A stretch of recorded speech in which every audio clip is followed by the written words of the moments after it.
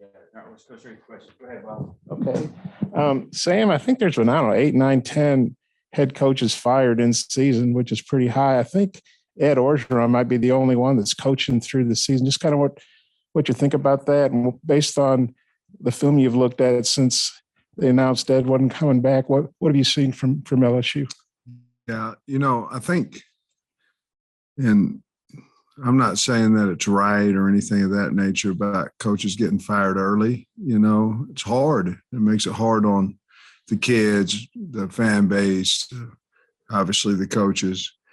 But I think it's happening a little bit faster now because of early signing date. I think everybody, I think I heard somebody, and I don't know if this is true, but maybe Texas Tech hired a coach, and I think it's very difficult on that coach. I'm sure he's very happy, but he's also employed, at I believe it was Baylor where he's coming from. So I think all these decisions we make, they have to have the kids in mind first, whatever's best for them. Number two thing is LSU, I believe, played as physical and as hard as they have all year last week. So Coach Orgeron certainly has the team still, and they're very, very talented. They're LSU, but from what I saw on film, compared to the other weeks, they've always played hard, but I thought they played extremely well, physical Saturday against Bama. Coach, when's the last time you've been to Tiger Stadium, and when's the last time you've been there at night? And what's your thoughts on that? Last time I was there at night was when we played, when I was here. I think that was the 16 season, if I'm correct. No, 13, 14, 15 season, sorry.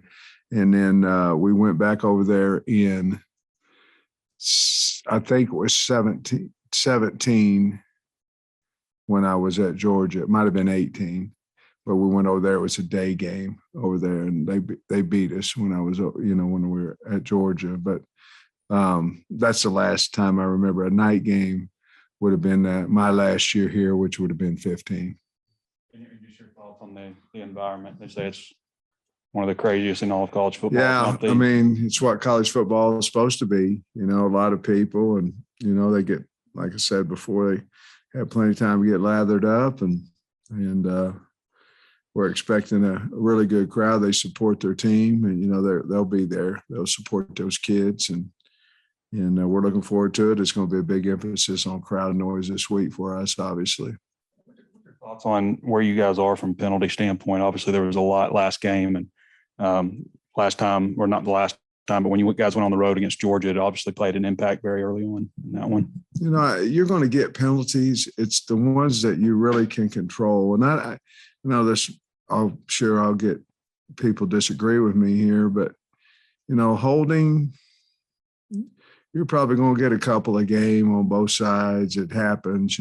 Pass interference is such a, the one down in the end zone the other night that we got right before the half. It was a bang bang. If you slow it down and look at it, we were there a little early, but those things you're going to get. It's the stuff like we pick a pass and we hit somebody behind the play, which is basically automatic personal foul, no matter what.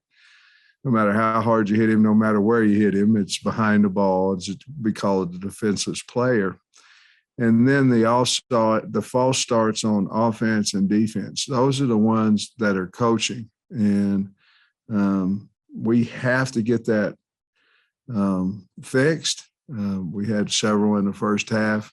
One of them was strictly, and it's happened to me when I was the O-line coach, Ricky's making a call. He's making what we call a down call. We know nose is going to cross face. We've got a little gap scheme going. He's making a down call at the same time that KJ's calling for the ball. Those, we don't want them to happen. Those, I can see those happening. The one where we just forget the snap count or we're early, they have to stop, and the ones where we look at the football, and we work on it all the time. And Cody's kept them after practice, and we're going to do it again this week. And we've started clapping when we're doing our ball drills and individual and different things. But until we get disciplined enough, we're going to emphasize it again big time, because if we're going to get beat, let's somebody beat us. But to give them things, that's what was so frustrating about the first half. And then them scoring at the very end, you know, we had to fight at halftime the feeling of we're behind, you know, and because I was frustrated. And but to answer your question, those we work on them, but they have to get fixed, or we've got to get players in there that can fix it. Sam, this 20th game at Arkansas you came in, LSU won the national championship the year before you got here. You're going down there and you're in your 20th game here and you're favored over them. But did you ever think in the wildest expectation that the program would get to where it is this fast? Well, I think it's a little bit of combination of the both teams, obviously. But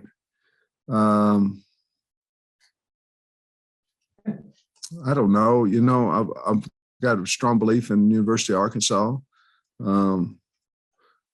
We came here to try to win football games, you know, the best we know how. But no, going to LSU at night and being favored in year two, probably honestly, probably no. Coach, where did the bowling ball come from, and why is it named Larry? I love that question. So I sent Pat Doherty out to find a bowling ball. And he went to somewhere and he said, man, they're expensive. And so I said, well, go down the bowling alley. They may have one or two laying around, you know. And so he bought Larry for $20. I did, actually. And it was great because when he brought the bowling ball back, it had the name Larry on it.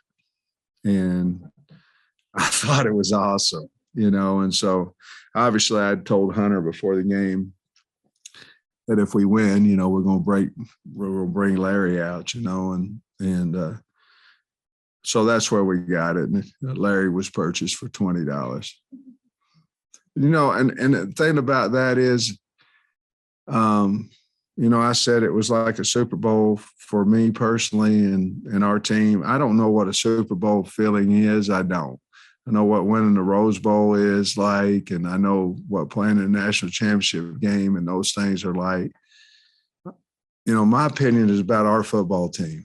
And if you were in our locker room, it can't get a whole lot better than what it did. Now, that's not the goal, but that was one of the goals. And when we reach a goal, we're going to celebrate it. Coach, I don't know if you saw this, but on the broadcast after the game, they caught Cam Little running over to the Mississippi State kicker after he missed the kick and sharing some words with him. What did you think about that? What's it say about him that he would do that in that spot? Well, I thought it was awesome. You know, I didn't know anything about it until, you know, social media afterwards or yesterday or whatever it was. And that just shows you what kind of guy Cam Little is. And I'm glad he's on our team, and he certainly, you know, played well, but for him to have the concern, and I don't know if they were friends, you know, the kickers, punters, they go around together at all these different camps and things, and he may have known him. He may not have. If he didn't, that was even a better and bigger gesture. But, you know, it says a little bit about him. There's not so much personnel on defense. What do you see, you know, what they're doing and what some of the backups have done as they've come in? You talking about our personnel or LSU? LSU on defense. Yeah, LSU, you know, Neil Farrell, their nose guard is really good. I mean, we've got a nice matchup against him, you know, with Ricky, but he's everywhere. Every film he put on, he's making plays. I really like him. I like number 8, BJ. I don't want to mispronounce his name. I like him as a speed rusher a lot. I love their linebackers. Damone Clark runs that defense, in my opinion. 18, he reminds me a little bit of the linebacker that Texas had. That makes, you know, can run, is physical. Bakersville is second into the mic. Bakersville is a second leading tackler there. Jay Ward is a guy in the secondary that will pop you. A lot of talent at LSU. They're going to be very, very talented. They'll run a little bit of four-man line, a little bit of movement. They'll rock one way or the other. And then they'll be in there what I call a mint front, where is a true nose and a pair of fours. Do a little bit more of zone stuff out of that, movement, maybe a little bit more too off the edge. They had a great blitz package against Alabama. I mean, just a wonderful blitz package. You didn't know where they were. You would have to watch tape to get some indicators off of where they're coming from. But they put the quarterback from Alabama, in a lot of some hot situations. And so I think, they had another week to prepare for that game, and they did a great job on defense. I thought they played extremely hard, very physical, looked like a top 10, top 5 defense in the country against Alabama. They haven't run it like they really want to run it this year. What do you make of their offense and what they're doing there? Well, they want to run it, and they're a big counter team. That's the one thing that we have to. They're running naked boot off of that with Johnson. So they want to establish the run. They're not as much zone as what they were earlier in the year. It doesn't seem to me like they're more of a gap scheme, counter type. They love that play. They should. It's been going well for them. I love this Hines kid, the right guard. I mean, he's big, physical. Man, did he play well against Alabama? DeCoulis has been there forever. I think he's a super senior, but they have 4 of their 5 offensive linemen coming back. Unfortunately, Bradford, I believe, got hurt and's out for the season, but they've got a couple of backs that are quick. I really like 21 and 3, but 21 Kiner has got that Ole Miss type back to him, can make you miss in a phone booth type thing. And of course, they always have speed. Starting with Jenkins on the outside, they always have speed. So a lot of counter, a lot of zone, more counter than more gap than zone. They'll run some fly stuff from fly sweep, a lot of nakeds. And then Johnson, with his height and his throwing ability, he can drop back in the pocket. And they're getting better at protecting him as well. Sam, reading the LSU writers, sound like LSU had not blitzed a whole lot, but in the Alabama game, like you said, they had extra time. They blitzed a whole lot more than they had. What did you see from that, and what are you anticipating? Well, it worked, so I'm assuming that we'll get that too. We've got to speed up our offense a little bit. I thought we're playing a little bit slow. Saturday, we'll speed it up a little bit, try not to let them get into those looks and into those special packages. I think we'll have to be very, very cognizant of how we sub getting to third down so we can keep whom they have on the field. And maybe they can't get to some of those looks as well. But you're right. It looked like a fresher, different team as far as the blitzes were concerned. And so we're certainly anticipating that look versus the zone coverages. And then Max Johnson, I don't think he played in the game last year. I think it was all Finley, but Max Johnson, their quarterback. Well, what do you see from him? He's a competitor. His daddy, I believe, played at Florida State, if I'm correct. But he's a competitive guy, and he's got a really good arm. Got enough mobility to get away from you. They don't use him much as a runner, but he is capable of scrambling and doing those things.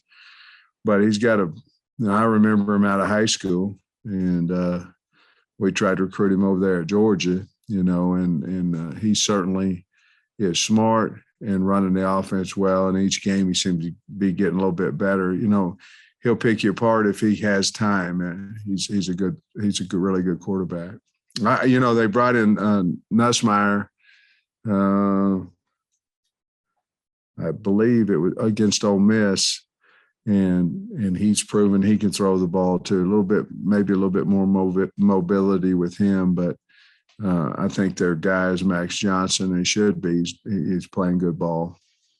I guess with Brad on their staff coaching, deep out their offensive line, I mean, does he give them any extra insight into what you do, or at this stage of the season, does it really matter? I mean, everyone knows. You got a good point. I mean, you're looking at they have nine games on us, so I'm sure they'll do their study in there.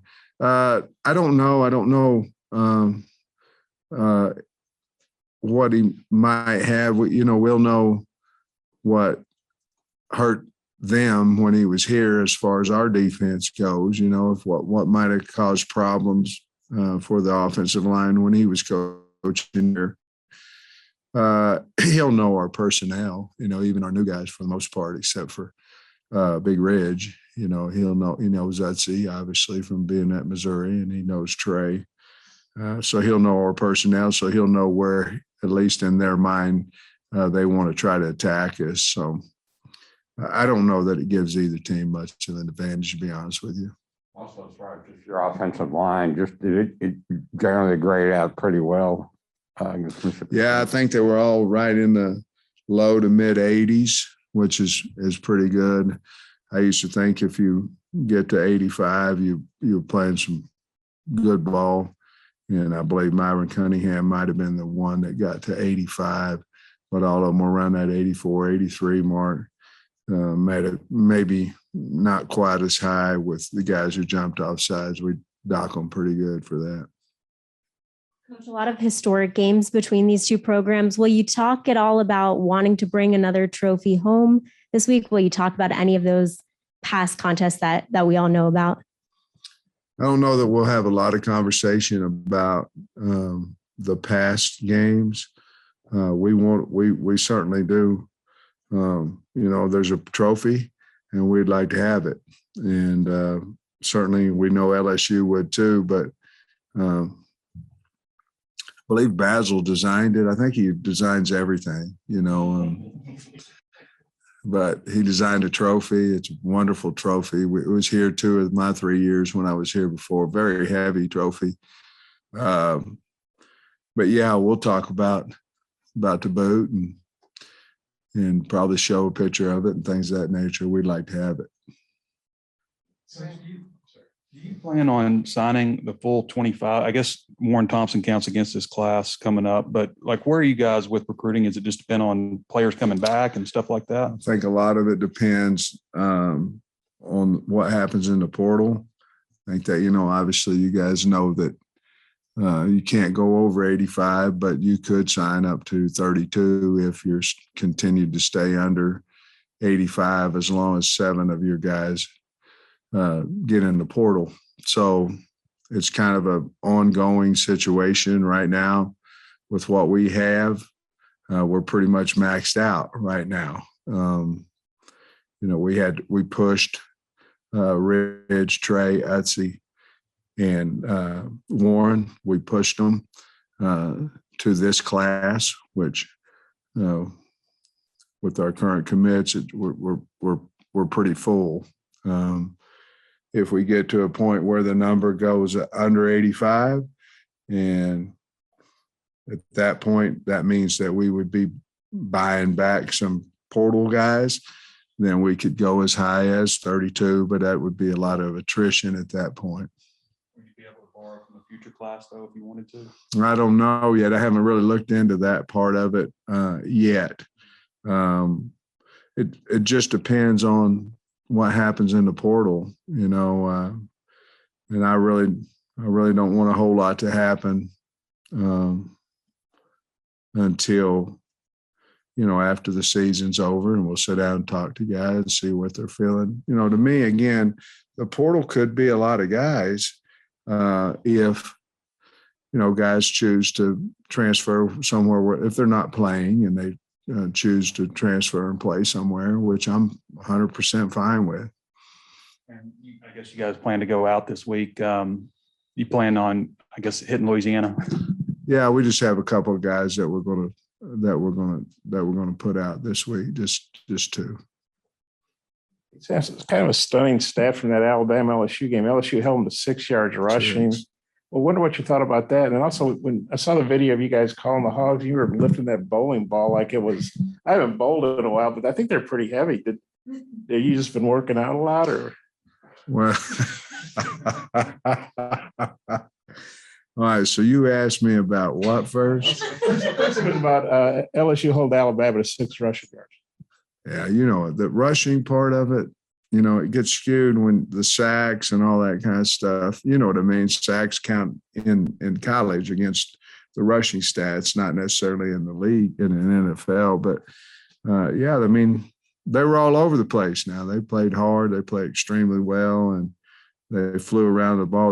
They played excited. And I think someone asked me, you know, the first question about Coach O, he had his team. They were rolling.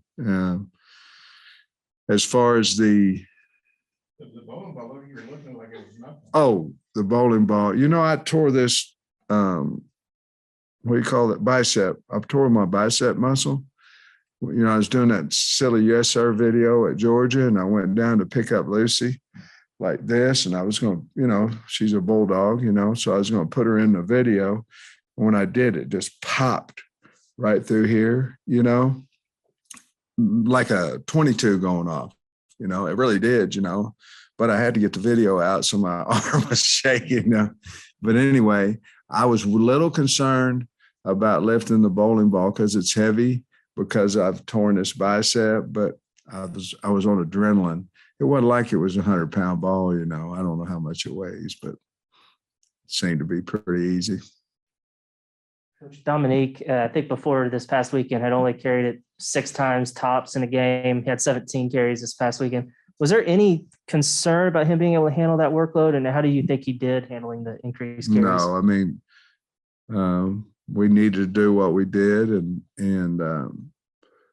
you know, we talked yesterday about, you know, what could be his max load. I don't know that there's an answer. You can just feel it, you know, at some point, but I think 17 plus is the number if you're going to rush the ball 40 times. And of course, KJ ran it 11, you know, you understand what I'm saying? So then you go 17, 28. Now you're down to 12 carries or on a 40 carry game. And we've probably been a little bit over that. So I don't know. He was running pretty good at the end of the game, didn't you think? So we'd probably give him a few more.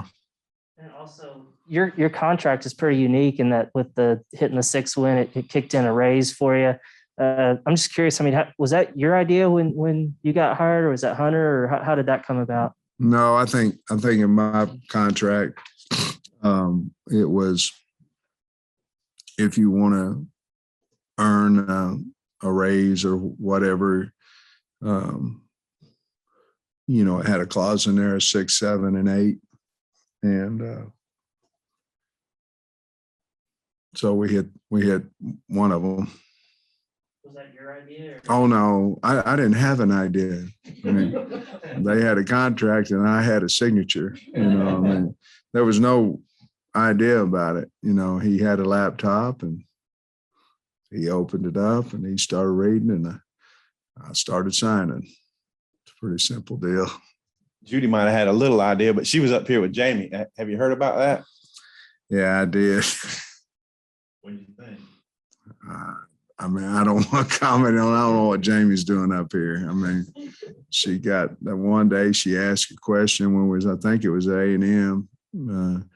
Jamie became a news reporter, and now she needs to come back here, sit back here, and smile and be happy, and we'll roll out of here together. I asked her for her autograph after she's up Jamie? there. But no, That's awesome. Warren Thompson is on scholarship, but did you put Reed Bauer and Vito on scholarship too? Reed's been on scholarship for a while. Vito get one? Vito did last week as well. Were you guys not kicking for touchbacks? Were you wanting them to return a little? No. So Vito we just never want them to return. I want Vito to kick that thing up in the nickel bleachers, which he did the last kick, because me and Founds are going back and forth. And I guess I'm supposed to say Scott and I will go back and forth. And as you know, the worst thing, there's 21 seconds. You don't want to give him a chance. And Scott said, Coach, he's going to kick it out. And he hit the pad in the back, I think. So he kicked it forever. But I mean, there's a lot of calls right there at the end of the game where you're going. They're hard. I mean, it's hard on old big old heavy man. That's my moment. Sam, your contract, I know you wanted the job regardless, Yeah. but that's really betting on yourself, isn't it? When you say, okay, I'm confident I'm going to get 6, 7, 8 wins. So you don't need to give me the whatever. I'll earn it, literally earn it. I mean, was that Yeah. kind of a number for Well, you know, Hunter went over, and I don't think he'll mind me sharing. I mean, he went over the contract, and then he was going over the when you get fired part of it. And I remember I told him, I said, you can go over that if you want to. You're wasting your time. You're not going to fire me. I remember saying that, and he said, well, contractually, you know, or whatever, what do you call that? Legally or what he's got to go over it, you know. But I wasn't listening to it. I mean, I saw I'm going to be the head coach of Arkansas. So the rest of it really didn't matter to me, to be honest with you. But do you feel good? You know, Yes. You're showing confidence that I'm going to win these games, so I'm going to get that money. You know, so I don't need Yeah, and you know, everybody, you know, I don't do a whole lot. I really don't. I, you know, stand down there and whatever. But that's, you know, you hire coaches to help you win games, and then you go recruit players to do that. And really, I'm not going to share it with the coaches either, by the way. But that's all of us together. They get their own little bonus for a bowl. They'll be fine. But no, it's all of us, and really a neat deal, you know, from Jamie and I. Thanks, Coach. Thanks, everybody.